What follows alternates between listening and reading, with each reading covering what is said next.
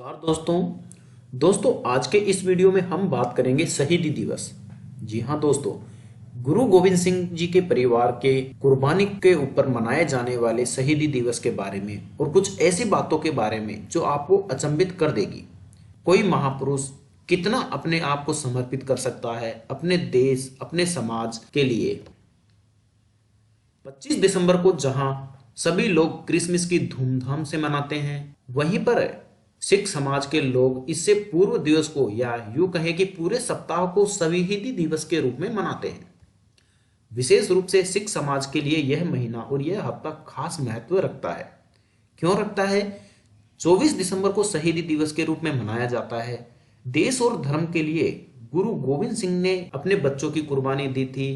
सिख समाज के 10वें गुरु गोविंद सिंह जी के इसी साहस की वजह से और देश के प्रति अपने कर्तव्य की वजह से ही सिख समाज व भारत में इसे एक विशेष महत्व दिया गया है। कहानी यह है कि औरंगजेब ने गुरु गोविंद सिंह जी के समय में उनसे इस्लाम स्वीकार करने के लिए कहा।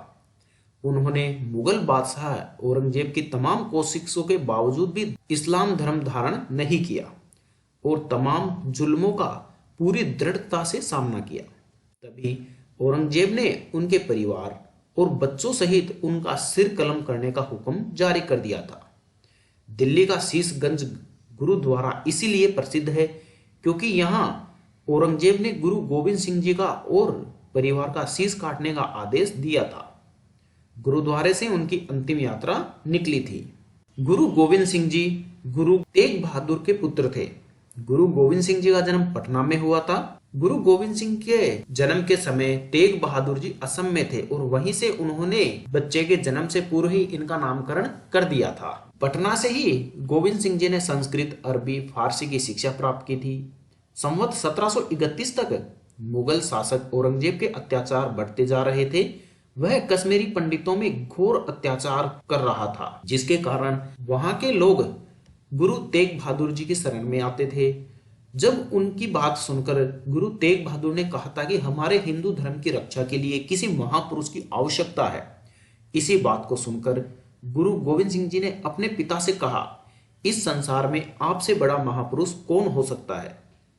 जब गुरु गोविंद सिंह जी ने यह बात कही, उस समय उनकी उम्र महज 9 साल की थी। गुरु तेग बहादुर के शहीद हो जाने पर 1733 को गोविंद राय यानी कि गुरु गोविंद सिंह जी गद्दी पर बैठे। तब तक काफी लोग उन्हें चमत्कारी पुरुष मानने लगे थे। सिख धर्म के 10वें और अंतिम गुरु के रूप में प्रसिद्ध गुरु गोविंद सिंह बचपन से बहुत ज्ञानी, वीर, दया धर्म की प्रतिमूर्ति थे। खालसा पंथ की स्थापना कर गुरु गोविंद सिंह जी ने सिख धर्म के लोगों को धर्म रक्षा के लिए हथियार उठाने को प्रेरित किया। गुरु गोविंद सिंह जी महान ज्ञानी और वीर थे। गुरु गोविंद सिंह जी ने बहुत कम उम्र में ही तमाम भाषाएं जैसे कि संस्कृत, उर्दू, हिंदी, गुरुमुखी, ब्रज, फारसी आदि सीख ली थी। इसके अलावा एक वीर योद्धा की तरह उन्होंने तमाम हथियारों को चलाना, इसके साथ ही कई युद्ध कलाओं को भी सीख लिया था। और खास बात यह थी कि युद्ध के लिए गुरु गोविंद सिंह जी ने खास हथियारों पर भी महारत हासिल कर ली थी। गुरु गोविंद सिंह जी जन्मजात योद्धा थे, लेकिन वो कभी भी अपनी सत्ता को बढ़ाने या किसी राज्य पर काबिज होने के लिए नहीं लड़े। उन्होंने राजाओं के अन्याय और अत्याचार से घोर चिढ़ थी।